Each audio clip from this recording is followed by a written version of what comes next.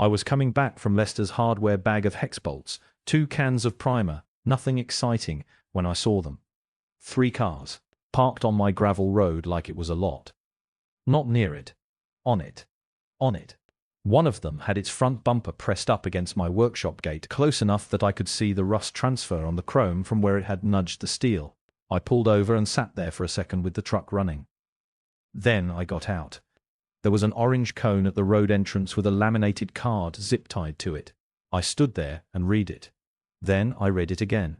Whitehaven Estates, Zone A overflow parking. I have owned this land since 2014. I regraded that road myself in 2017. I filled it with 3 tons of muff and stone that I hauled in on a flatbed on a Saturday in October. I reached into my glove box and pulled out my deed. My name is Ray Coulter. I am 54. Spent 26 years as a pipe fitter out of Medina County union work, mostly industrial, the kind of job where you learn to read a blueprint before you touch anything, and you double-check your measurements because a mistake at that scale does not stay small for long. I bought this property in 2014. 3.1 acres on the eastern edge of Whitehaven Estates. It was not the neighborhood I cared about, it was the lot. Previous owner had already poured a workshop foundation at the back of the property, and there was a gravel service road running along the northern edge that gave direct access to it without cutting across the lawn. That road was the reason I bought the place. I haul materials. I keep a flatbed trailer. I still take custom fabrication jobs, gatework, structural frames, the occasional repair contract. I never fully stopped working. I just stopped working for other people. I have been to maybe 3 HOA meetings in 10 years. Paid my dues. Repainted the fence when they asked. I was not looking for a problem. The HOA president, Sandra Voss, had asked me about that road once before. Asked what I used it for, whether I ever thought about giving the community access to it. I told her no and did not think much of it afterward. I should have thought more about it. That evening I drove to Sandra Voss's house. I was not angry. I want to be clear about that because it matters to what happened next. I was not going there to make a scene. I was going because someone had put a parking sign on my property, and I wanted to understand how a person arrives at a decision like that.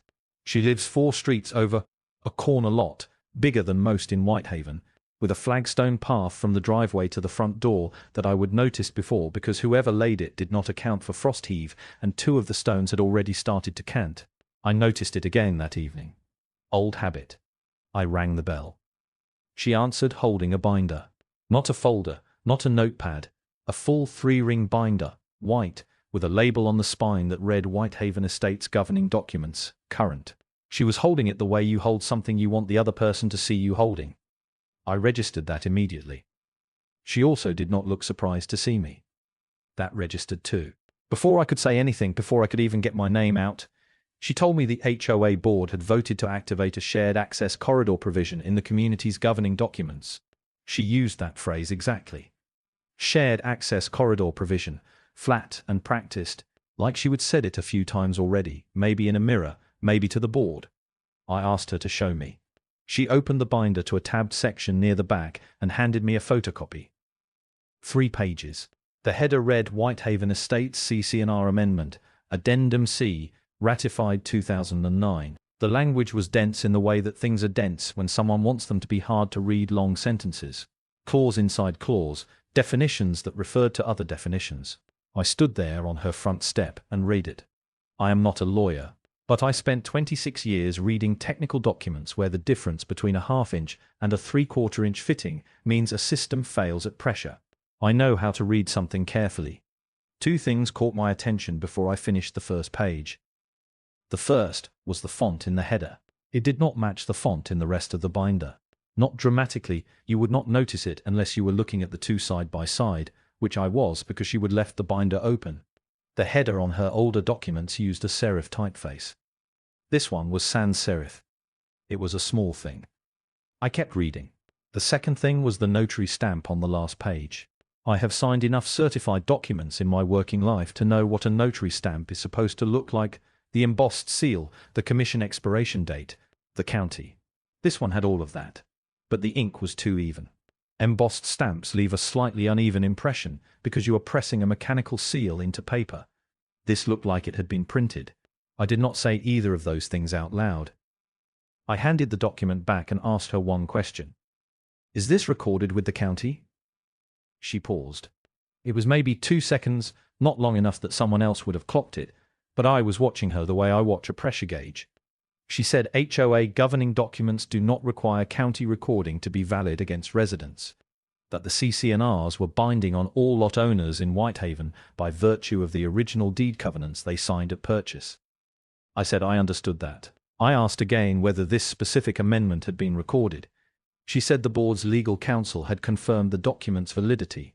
That was not an answer to my question. She knew that, and I knew that. And I knew that. She told me that if I removed the cones or obstructed community access to Zone A in any way, the HOA would begin issuing non-compliance fines at $500 per day under Section 11 of the same document. She said it pleasantly. She said everything pleasantly. That was the part that stayed with me on the drive home, not the threat, but the pleasantness of it.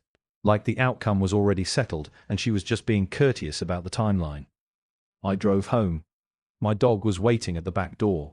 I let him in, fed him, and then I went to the filing cabinet in the second bedroom, the one I had been meaning to replace for 6 years, and I pulled 4 documents: my original deed, my title insurance policy, my closing disclosure from 2014, and the HOA disclosure packet I signed the day I took ownership of this property.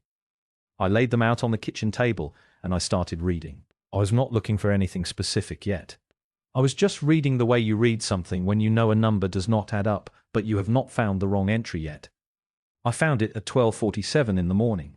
The HOA disclosure packet I signed at closing included a complete inventory of all recorded governing documents at the time of my purchase. 2 amendments were listed. One from 2004, one from 2007, nothing from 2009. I got a spiral notebook from the kitchen drawer, the cheap kind, $2 a. Had a coffee ring on the cover from whenever I would last used it, and I wrote one line. November 4th. No 2009 amendment in closing disclosure. Pull county records. Then I went to bed. I had a fabrication quote due in the morning, and I was not going to be useful to anyone running on no sleep. The Medina County Recorder's Office opens at 8:30. I called at 8:31. I told the woman who answered that I needed to verify whether a specific HOA amendment had been recorded against a property in Whitehaven Estates, gave her the subdivision name, the approximate year, the document title. She put me on hold for 4 minutes. When she came back, she said their record showed 2 recorded amendments for Whitehaven Estates, a 2004 easement modification and a 2007 CC&R update. I asked if there was anything from 2009. She checked again. Came back in under a minute. Nothing from 2009. Nothing between 2007 and 2014. I thanked her and hung up. I sat in my truck in the driveway for a few minutes after that. Not because I was shocked, I would half expected it, but because there is a difference between suspecting something and having a county employee confirm it to you on a recorded government line. The amendment Sandra Voss had shown me, the document she would build her entire parking initiative on, did not exist in the public record. It had never been filed. As far as Medina County was concerned, it had never happened. I called my daughter Nora. She works as a paralegal at a civil litigation firm in Akron, has for 8 years. She is careful about giving legal opinions because she knows exactly where the line is between what she can say and what needs to come from an attorney. But she knows Ohio property law the way I know pipe fittings, and when I walked her through what I would found, she did not hesitate. She said an HOA amendment that has not been recorded with the county cannot create an enforceable easement against a property owner. An internal board vote, even a unanimous one, even one that has been sitting in a binder for 15 years, does not transfer property rights. To effect what I could do with my own land, that document needed a recording stamp and a docket number. It had neither. I asked her what that meant practically. She said it meant the cars parked on my road were trespassing, and the HOA knew it or should have known it. I wrote that down. 3 days later, Sandra Voss mailed a newsletter to all 89 households in Whitehaven Estates. I found it in my mailbox on a Wednesday afternoon. 2 pages, color-printed, with the Whitehaven Estates logo at the top, the little oak tree they use for everything. The headline read, Community Overflow Parking Initiative, Zone A now active. There was a map on the second page. A hand-drawn map of the northeastern corner of the subdivision with a rectangle labeled Lot 14 Access Lane, Community Use, 8 am, 10 p.m. on sat. My lot number. My road. Drawn in like it had always been there. She would included a parking schedule. Tuesdays and Thursdays reserved for residents with mobility needs. Fridays and weekends open to all. There was a note at the bottom thanking residents for their patience during the infrastructure activation process. I read it standing at the mailbox. By the time I got back to the house, there were already 2 cars on my road that had not been there when I left that morning. That week I was supposed to finish a custom gate order for a landscaping company out of Brunswick, a double-swing driveway gate, steel tube frame, powder coat finish. Good job, straightforward work. I would already cut and tacked the frame.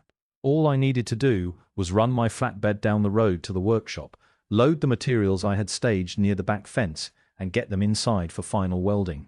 I could not get the flatbed through. 4 cars parked across the road in a staggered pattern, none of them touching each other, none of them technically blocking the entire width, but together making it impossible to get a trailer through without risking a sideswipe. I stood there for 10 minutes trying to work out an angle. There was not one. I called the Brunswick client and told him I would be delayed. He was decent about it. Did not ask for details. But the contract had a late penalty clause, 5% per week, and I ate it because explaining the situation would have taken longer than it was worth. That was the moment it stopped being a property dispute and became something that was costing me actual money. I wrote the certified letter that evening. I addressed it to Sandra Voss at her home address and to Apex Property Services, the management company that handled Whitehaven's day-to-day administration at their Akron office. I did not use a template. I wrote it myself, 2 pages, and Nora read it over the phone while I made corrections. It said 3 things. First, the gravel road designated as Zone A is located entirely within the boundaries of Lot 14 as described in the recorded deed, dated March 2014, Medina County Recorder instrument number on file. Second, a search of Medina County Recorder records confirms no HOA amendment from 2009 has been recorded against this subdivision. The document presented to me by Sandra Voss on November 4th does not appear in the public record and therefore cannot create an enforceable easement or access right against my property under Ohio law. I am demanding immediate removal of all vehicles from Lot 14's access road and immediate cessation of the Zone A parking initiative. I am giving 5 business days for written confirmation of compliance before pursuing further remedies.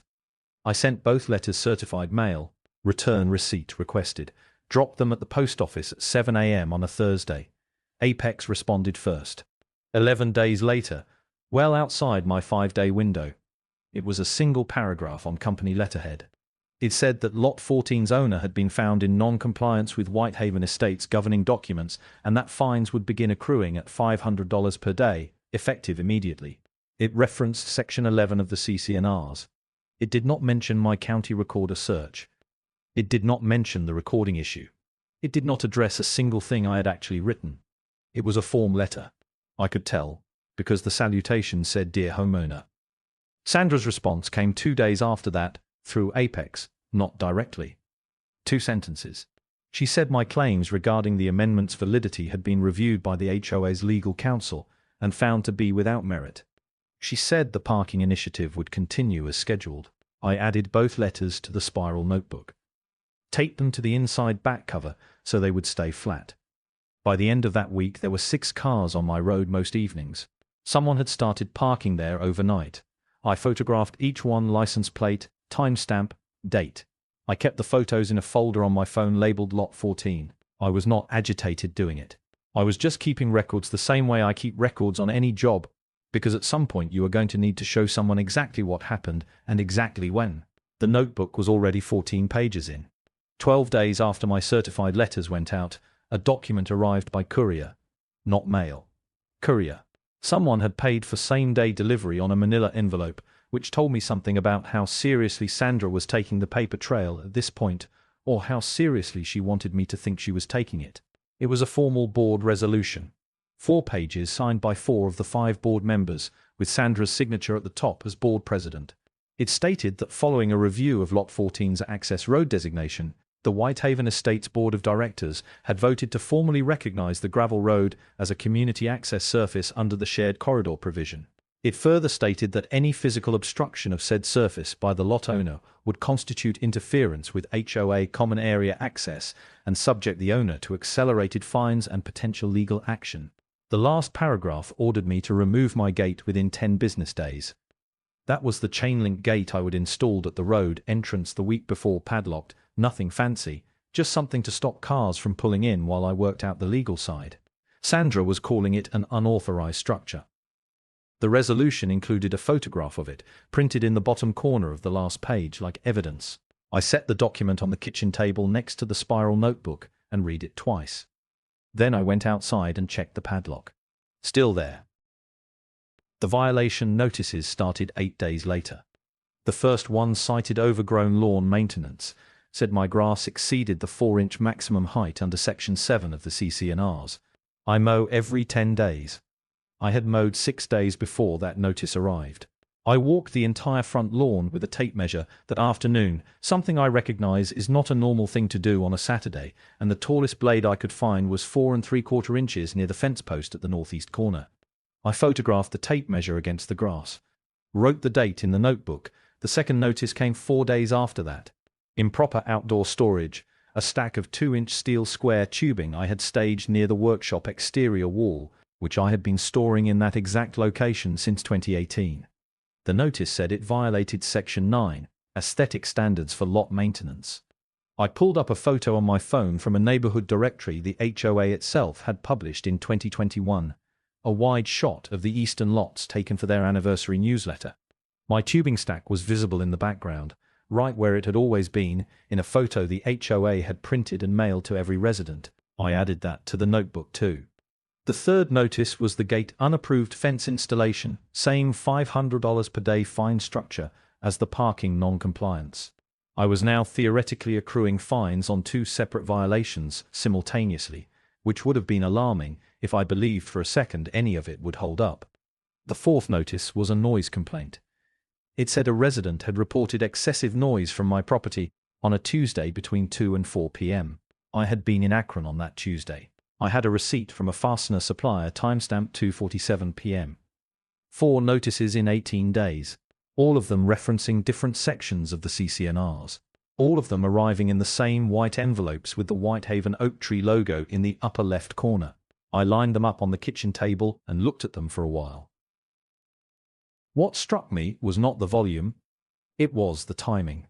Each one had been filed just far enough apart that it did not look like a pile-on, but close enough together that I was supposed to feel buried. Someone had thought about the spacing. That was not a property manager running a complaint queue.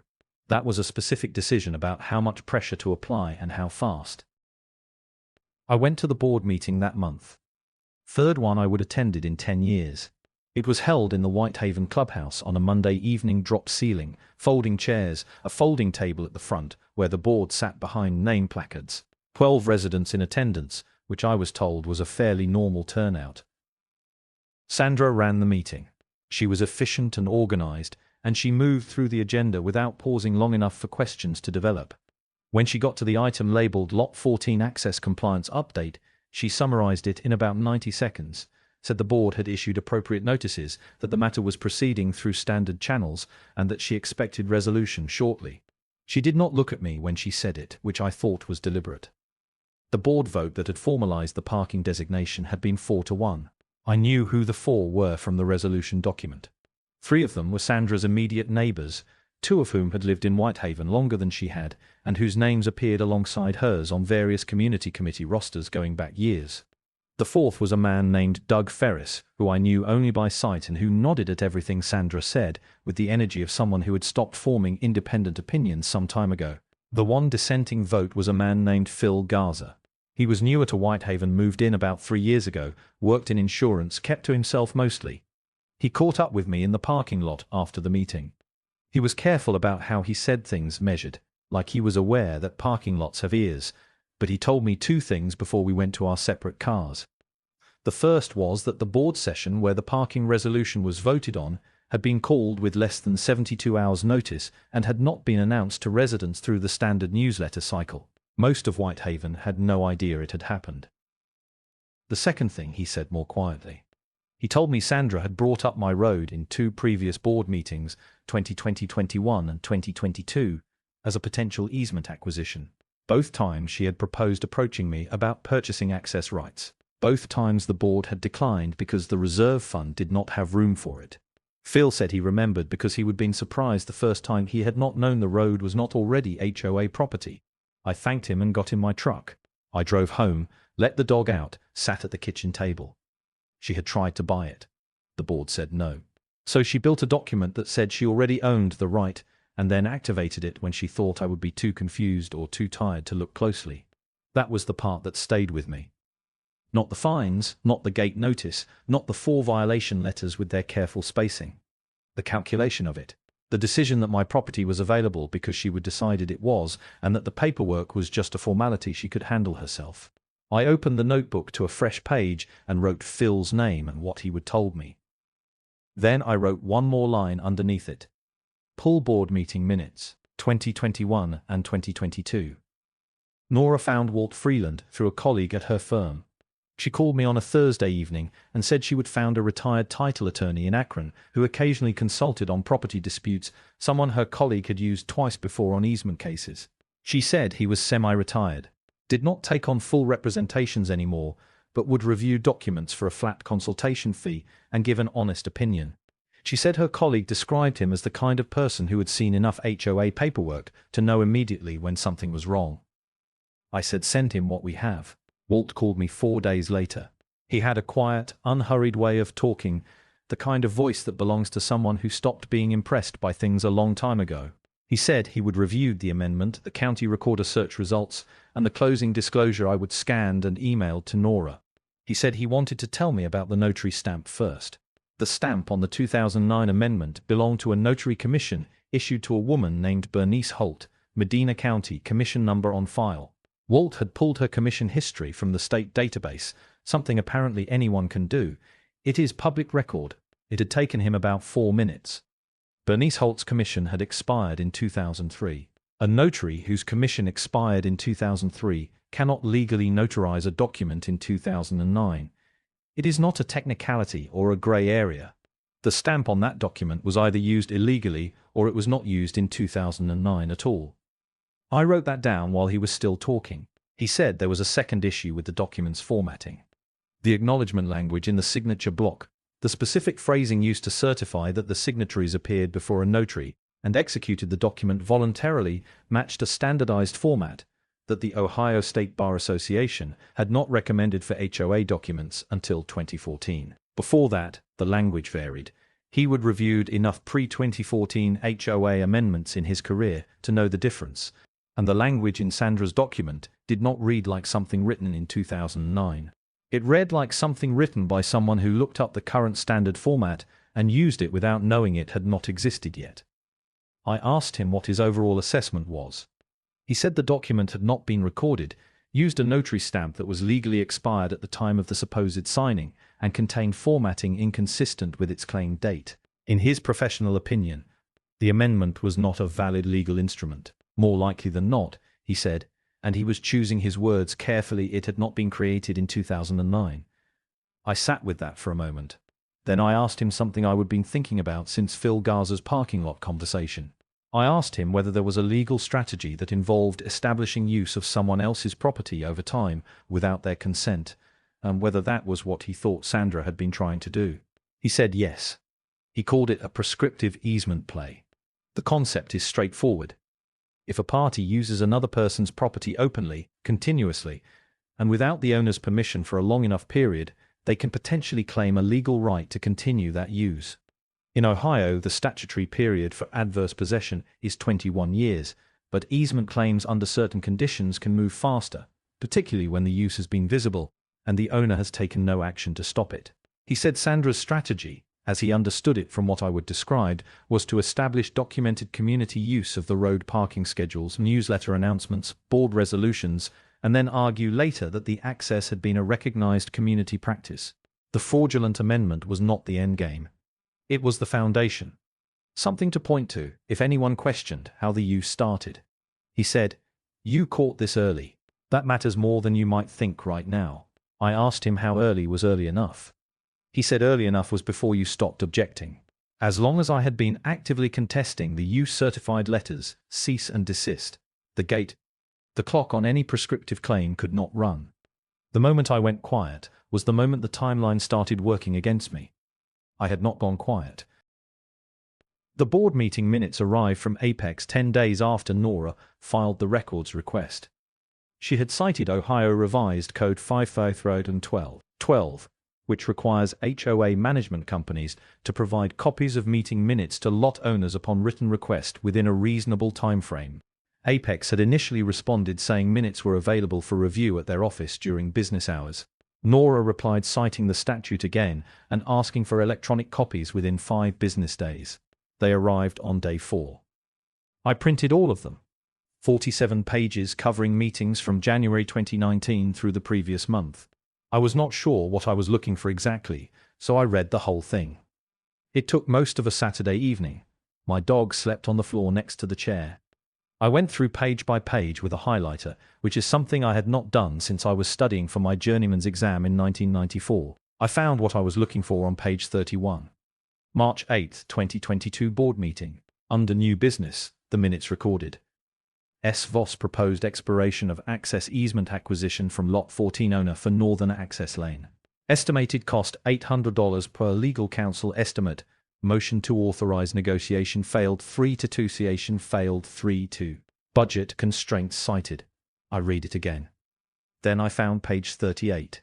September 14, 2022 board meeting. Under old business. Voss reintroduced Lot 14 easement acquisition proposal. Motion failed 3-2. Reserve fund allocation not available in current fiscal year. 2 attempts. 2 rejections. Both times the board said no because the money was not there. And then, 14 months after the second rejection, orange cones appeared on my road and a document dated 2009 materialized in Sandra's binder. I did not need Walt to explain the connection. I sat there with the highlighter in my hand and the 47 pages spread across my kitchen table, and I understood exactly what had happened. She had tried to do this the right way, or at least the legal way, and the board had stopped her twice. So she would done it a different way. She would made a document that said the right had always existed, activated it quietly, and counted on the fact that most people assume paperwork is real, because why would someone show you a fake document? It was a reasonable assumption. It had almost worked. I called Nora that night and told her what I would found. She was quiet for a moment, and then she said we needed to request placement on the agenda of the next community-wide meeting. Under Ohio Revised Code 5312-10, lot owners have the right to address the board at community meetings and community-wide meetings, as opposed to regular board sessions, required broader advance notice to residents. I needed to be in a room with all of Whitehaven, not just the 5 people at the folding table. She drafted the request and emailed it to the full board the following morning, copying Apex. Sandra replied through Apex 2 days later. She said the next community meeting agenda was already finalized and that new items could not be added outside the standard submission window. Nora replied the same afternoon. She cited the statute, noted that the submission window restriction applied to non-urgent matters, and stated that a dispute involving an unrecorded governing document being used to restrict a lot owner's property access qualified as urgent under the plain reading of the code. She requested written confirmation of agenda placement within 48 hours, or we would treat the denial as a procedural violation and document it accordingly. Confirmation came in 31 hours. The meeting was scheduled for the second Thursday of January. Whitehaven Clubhouse. 7 p.m. I wrote the date in the notebook and closed it. I had 3 things to bring to that room: the county recorder search, Walt's written analysis, and 2 entries from the HOA's own meeting minutes in their own words, showing that Sandra Voss had tried to buy this access right twice and been told no both times. I did not need anything else. I arrived at the clubhouse 20 minutes early. Not to set up, I did not have anything to set up. A manila folder with 3 documents and my phone. I got there early because I wanted to see who came in and how they came in, the same way you show up early to a job site to get a read on what you are actually walking into before the foreman starts talking. The clubhouse is a single-story building at the center of the subdivision drop ceiling. Fluorescent lighting, a row of folding chairs that someone had arranged in 8 rows of 7. The kind of room that exists in every subdivision in America and manages to look the same in all of them. There was a folding table at the front for the board and a podium off to the side that no one ever actually used. By 6:55 the chairs were full, and people were standing along the back wall. 58 residents. I counted them the same way I would counted the cars on my road in November carefully, because numbers matter. 58 people in a room that was set up for 56. Phil Garza told me afterward it was the largest turnout anyone could remember for a regular community meeting. Sandra had not anticipated that. I could tell by the way she looked at the room when she walked in, a quick scan, like she was recalculating something. She set her binder on the table and called the meeting to order at 7:00. She had handouts. A 2-page summary of the Zone A parking initiative, framed as a community safety and accessibility improvement. A map of what she was calling Whitehaven's Surface Corridor Network, a term that appeared nowhere in any document I had ever seen from this HOA, with my road labelled, again, as Lot 14 Access Lane Community Use. And a 1-page timeline of the initiative's development, starting in 2021, which conspicuously omitted both board votes where her easement proposals had failed. She spoke for about 12 minutes. Her delivery was composed and detailed. She talked about visitor overflow at summer events, about accessibility needs for residents with mobility limitations, about the community's responsibility to maintain functional shared infrastructure. She used the phrase shared infrastructure 4 times. She never said the word easement. She never said the word amendment. She talked about my road the way you talk about a parking lot that has always been a parking lot. When she finished, she asked if there were questions before moving to the next agenda item. I raised my hand. She recognized me by name and noted for the room that I was the owner of Lot 14. The way she said it, the owner of Lot 14, was precise. Not Ray Coulter, not my neighbor. A lot number. I noticed that, and I think some other people did too. I stood up and said I had 3 things I wanted to share with the room and that I would keep it brief. I held up the county recorder's search result, a single printed page, plain header, 2 recorded amendments listed, nothing from 2009. I did not editorialize. I just told the room what it was and what it showed. I said the amendment Sandra had presented to me as the basis for the Zone A designation did not appear in Medina County's public records. I said I had called the recorder's office myself and a staff member had confirmed this verbally, and that this printed search result was consistent with that conversation. I set that page down.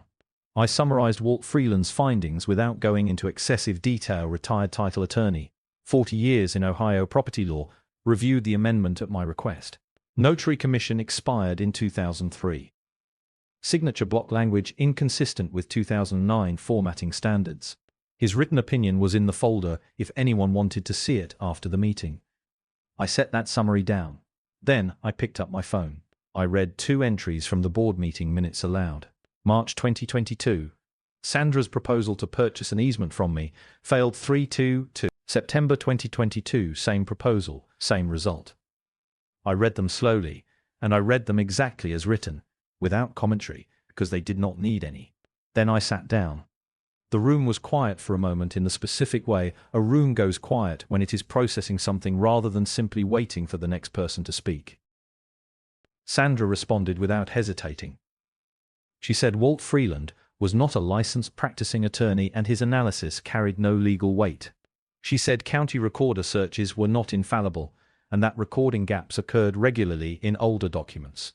She said the meeting minutes I had read were taken out of context, that the easement discussions had been exploratory and unrelated to the corridor provision, which was a separate mechanism entirely. Then she pivoted. She told the room that Lot 14's owner had been in non-compliance with HOA governing documents for 11 weeks, that he had installed an unauthorized structure blocking community access, that he had failed to respond constructively to multiple good-faith outreach attempts by the board. She said this while looking at the room rather than at me, which was a specific choice. A woman in the 3rd row raised her hand. Her name was Carla Denton. I did not know her personally, but I recognized her from previous newsletters. She had been on the landscaping committee for years. She asked Sandra directly why the 2009 amendment had never been filed with the county, if it was a valid governing document. Sandra said the HOA's legal counsel had confirmed the document's validity, and that recording was not a requirement for internal governing documents. Carla asked again.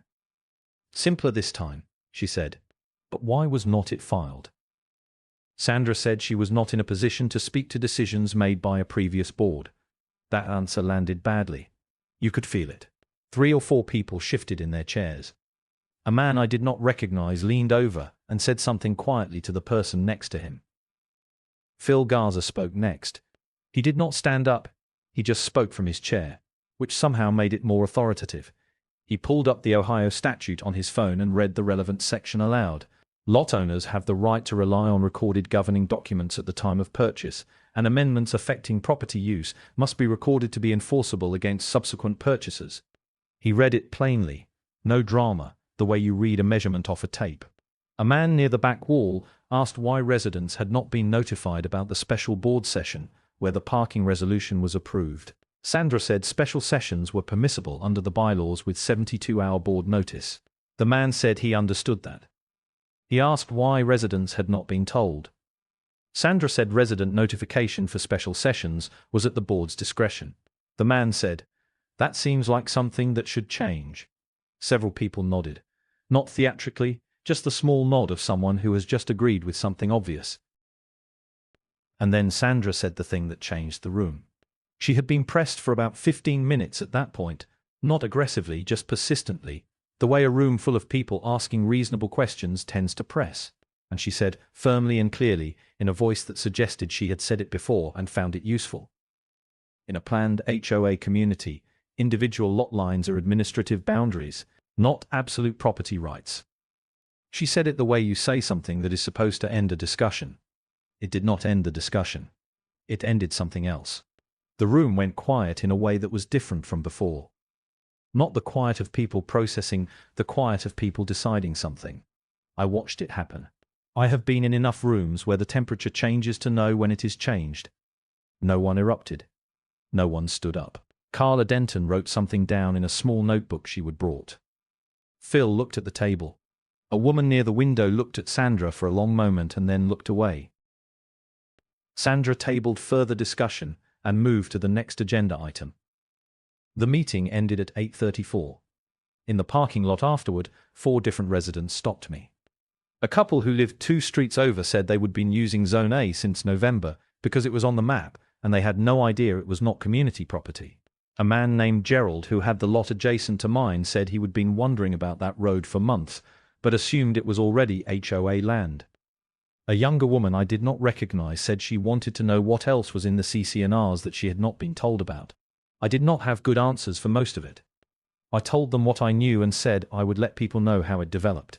I drove home and let the dog out and sat at the kitchen table for a while without turning on the lights. Not because I was upset. I was not. I was tired in the specific way you are tired after a long day of careful work. The kind of tired that means you did the job right. I opened the notebook and wrote 1 line. Jan 9. Meeting done. Room heard it. Nora and I met with Walt Freeland in person for the first time on a Friday morning in late January at a coffee shop near his office in Akron. He was smaller than I would expected from his voice, mid-70s, wire-rimmed glasses, a canvas briefcase that looked like it had been through several decades of use. He ordered black coffee and got straight to it. He said he had been thinking about the case since our phone call, and he wanted to be direct with me about something before we talked about next steps. He said, "The fraudulent amendment is not your strongest argument. It is your most dramatic one. But it is not your strongest. Your strongest argument is the simplest one: the road is on your deed, no recorded easement exists, and the HOA has no legal basis for the access designation they have created. Everything else, the notary, the formatting, the metadata, that is corroborating evidence. But the core of this case is property law, and property law in Ohio is not complicated on this point." I asked him what he thought we should file.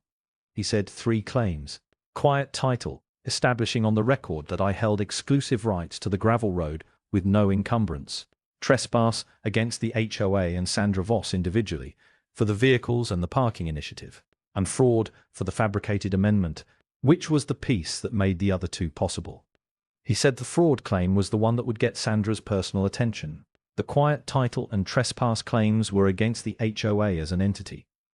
The fraud claim named her. I told him to file. We filed in Medina County Court of Common Pleas on a Tuesday in early February. The HOA retained an attorney named Kevin Marsh from a mid-size firm in Akron. I looked him up. 12 years in practice, primarily HOA and condominium association work. He knew this area of law, which meant he also knew how thin his client's position was. Marsh filed a response motion 2 weeks later. It argued two things. First, that the parking use had been sufficiently established to support a prescriptive easement claim, and second, that the CC&Rs granted the board broad discretionary authority over community access infrastructure, and that this authority extended to the gravel road. Walt read the motion and called me the same afternoon. He said the prescriptive easement argument was a reach. The use had only been running since November, roughly 3 months, against a 21-year statutory period and with documented objection throughout. He said the CC&R authority argument was more interesting, but would require Marsh to show that the board's discretion extended to privately owned land, which it did not. He said the motion read like something written by an attorney who knew he was holding a weak hand and was trying to make it look like a full table. I asked him how discovery would go. He said discovery was where this was going to end. He was right. The discovery order required the HOA to produce all board communications, emails, internal memos, messages through the Apex management portal related to the Zone A parking initiative, the Lot 14 easement discussions, and the 2009 amendment from the preceding 4 years. Apex delivered the documents on a Thursday. Nora drove to Walt's office, and they went through them together. She called me that evening from the parking lot of his building, which told me she had not wanted to wait until she got home. She said the emails were more explicit than either of them had expected. She read me 3. The first was from Sandra to the full board, dated October 14th, 5 weeks before the cones went up. It read, "If we establish consistent documented use before he pushes back formally, we have a foundation for arguing established community practice. The amendment gives us the starting point. The use gives us the timeline." The second was from Sandra to the Apex account manager, dated October 22nd. It asked Apex to include the 2009 amendment in the official HOA document packet distributed to new residents and requested that it be added retroactively to the document archive on the community portal. The Apex manager had responded, asking for the original recorded filing number. Sandra had replied, "The document predates our current recording practices. Include it as a historical governing document." The third was an internal email between 2 board members, not Sandra, dated 3 days after my certified letter arrived. One of them wrote, "She said the letter does not matter as long as we keep the use going. She said she has handled this kind of pushback before." I sat with those for a long time after Nora read them. It was not the content that stayed with me. I had already worked out what Sandra had been doing, and these emails confirmed it without adding much I had not suspected. What stayed with me was the casualness of it, the way someone writes when they are not worried about being read. She had put this in email. She had said, "I have handled this kind of pushback before in writing to another board member on a platform that a discovery order could reach."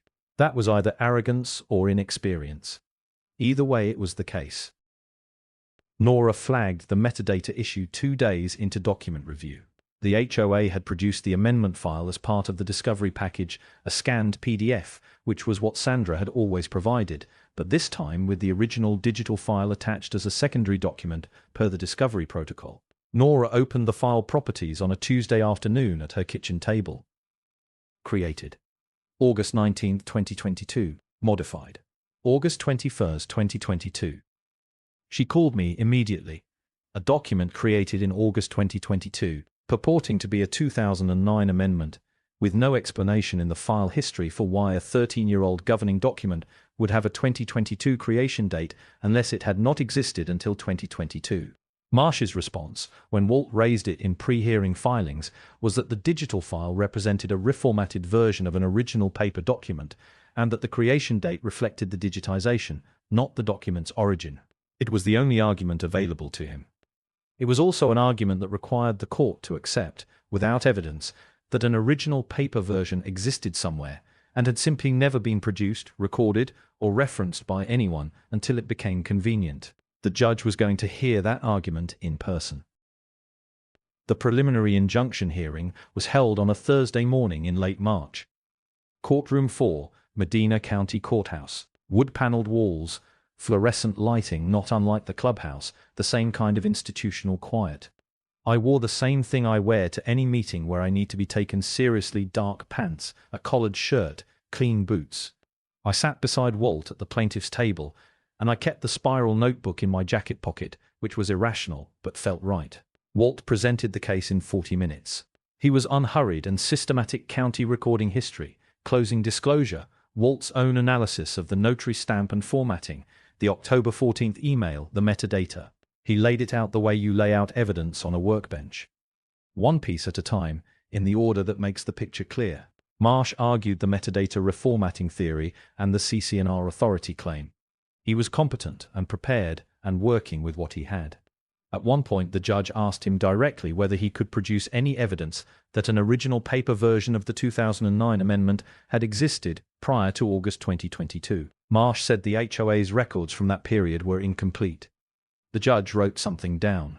Walt had arranged a phone deposition from Bernice Holt the week prior. She was 79, living in Worcester, sharp and unhesitating on the phone. Her testimony was 3 minutes long. She had never notarized an HOA document. She had never heard of Whitehaven Estates. Her notary stamp had been reported stolen in 2004, and she had a copy of the police report, which Walt had already entered into evidence. She said she found the whole situation, and I am using her exact word here, appalling. The judge granted the preliminary injunction the same afternoon. The order was precise and specific in the way that legal documents are when a judge has made up her mind before she finished writing. All vehicles to be removed from Lot 14's northern access road immediately. The HOA was barred from designating, marketing, or operating that road as community parking in any form. The 2009 amendment was stricken from all HOA records pending final judgment. Violation of the order would constitute contempt. Walt called me from the courthouse steps while I was still in the parking lot. He said, "Go serve it."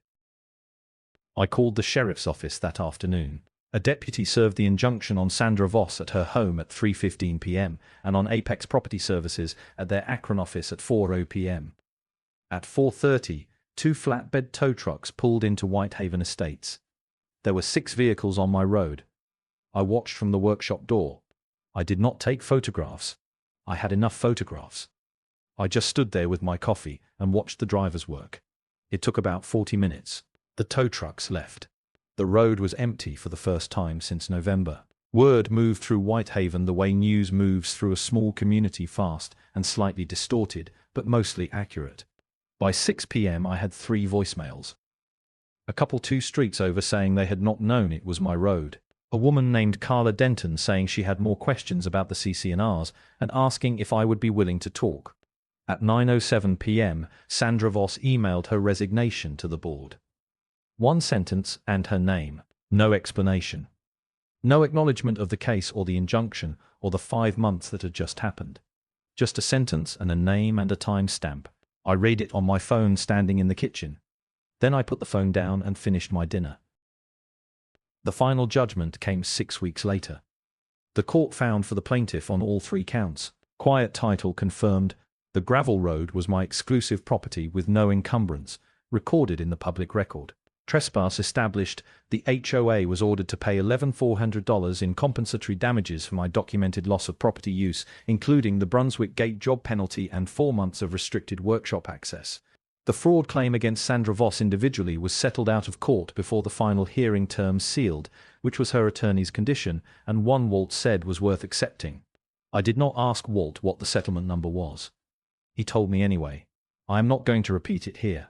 What I will say is that I bought a new MIG welder with part of it, a machine I would been pricing for 2 years and kept putting off.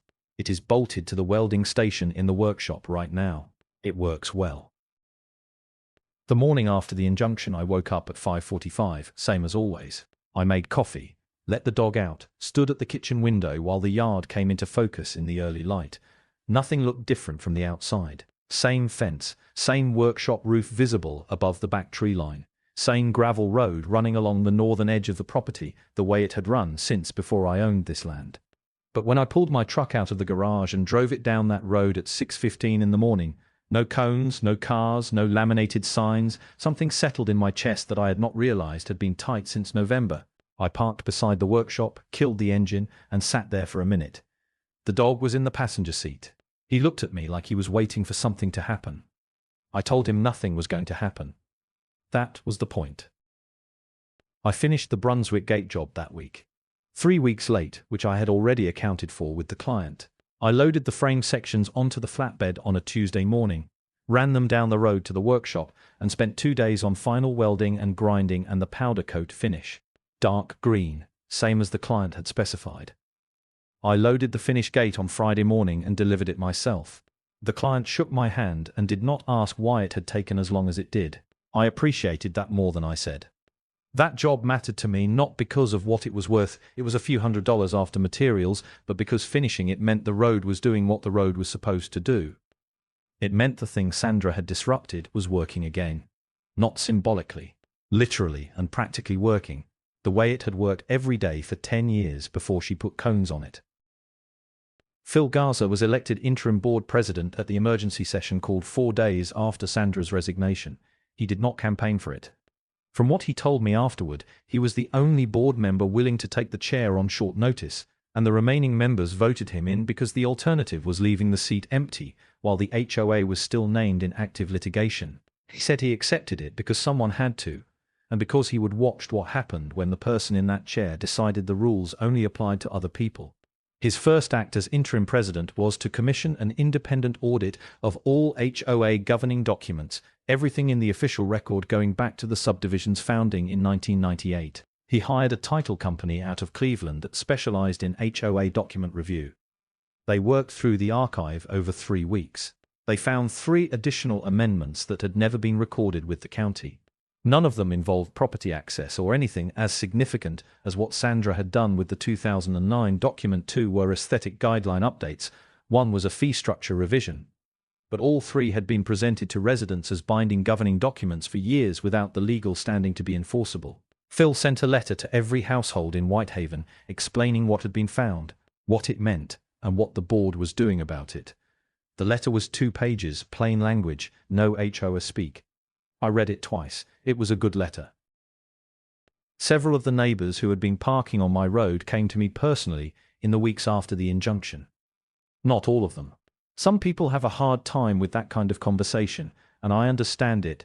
Walking up to someone's door to say you have been trespassing on their property for months, even unknowingly, requires something most people do not find easy to locate. But enough of them came that I got a clear picture of how it had happened from their side. They had parked there because it was on a map. Sandra had printed and distributed a community map with Zone A labeled as established parking infrastructure, and most residents had simply assumed reasonably, I think, that something on an official HOA map was official HOA map was official HOA property. Nobody had looked it up. Nobody had questioned it. The map said it was community land, and that was enough. That was the part that required more thought than any other part of this whole thing, not the fraud. Not the fake document or the expired notary stamp or the emails where Sandra laid out her strategy in writing like she was narrating a business plan. Those were clear-cut. What required more thought was the mechanism underneath all of it. The way a community of nearly 90 households had accepted a parking lot that did not legally exist because someone in authority had put it on a piece of paper and nobody had reason to check. I did not hold it against the people who parked there. I held it against the map. The new board put the full document portal online in April. Every governing document, every recorded amendment, every meeting minute going back to 1998, all of it publicly accessible on a shared website that any Whitehaven resident could reach from their phone. Phil had pushed for it in his first week, and the board had approved it without objection, which told me something about how tired they were of the previous way of doing things. They also passed 2 new procedural rules. The first, any proposed amendment to the CC&Rs had to be posted publicly and presented at a community meeting with 30 days' notice before the board could vote on it. No more special sessions. No more amendments ratified in a room of 5 people on 72-hour notice while the rest of the subdivision went about their Tuesday. The second, all amendments, once approved by community vote, had to be filed with the county recorder before taking effect. Not as a courtesy, as a requirement. Phil had drafted the language himself, and he would send it to me to read before the board voted on it. I told him it was good. It was. These were not dramatic reforms. They were basic governance practices that should have been in place for 20 years. The fact that they had not been was how Sandra had found the space to operate in.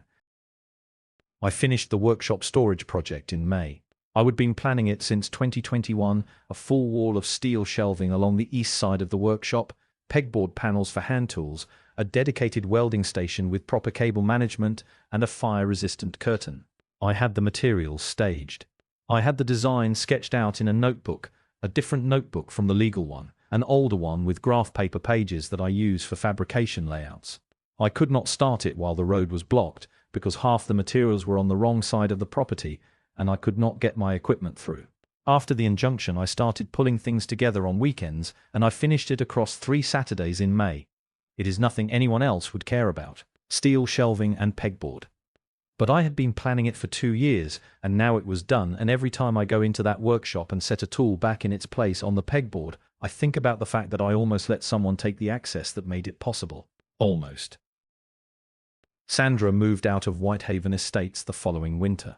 I know this because Phil mentioned it in passing one morning when we crossed paths at the mailboxes, said he would seen a moving truck on her street and confirmed with a neighbour that she was leaving the subdivision. He said it without any particular tone and I received it the same way. I did not feel satisfaction about it. I did not feel much of anything about it. She had made a calculation about my property and my willingness to fight for it, and the calculation had been wrong, and now she was someone else's neighbour somewhere else. I do not know where she went. I did not look it up. That December I powder-coated the gate.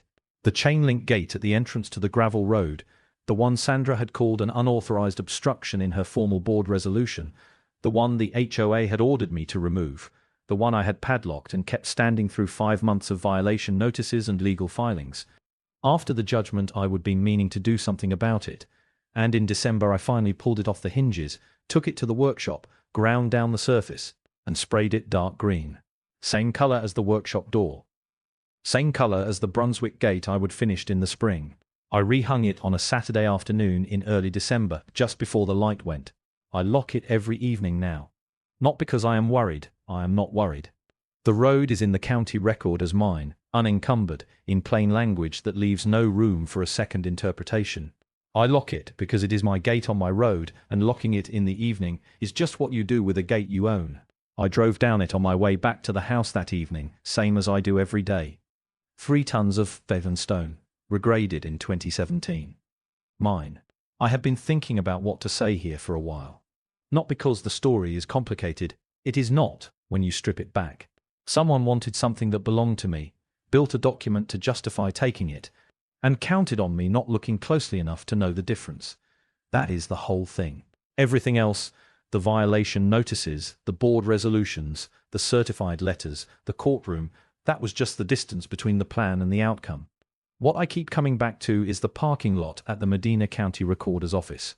I am sitting in my truck after a 4-minute phone call with a county clerk who told me in plain language that the documents Sandra had shown me at her front door did not exist in the public record. 4 minutes. That was all it took to confirm the foundation of her entire plan was paper she had made herself. And I keep thinking about how close I came to not making that call, how easy it would have been to read the amendment, find the language overwhelming, assume that someone in an official position showing me an official-looking document probably had the legal standing she was claiming, and just move the gate. Most people would have moved the gate. Not because they are careless or uninformed. Because when someone in authority hands you a binder and speaks with confidence and threatens you with fines, the default assumption is that the paperwork is real. That is a reasonable assumption in most situations.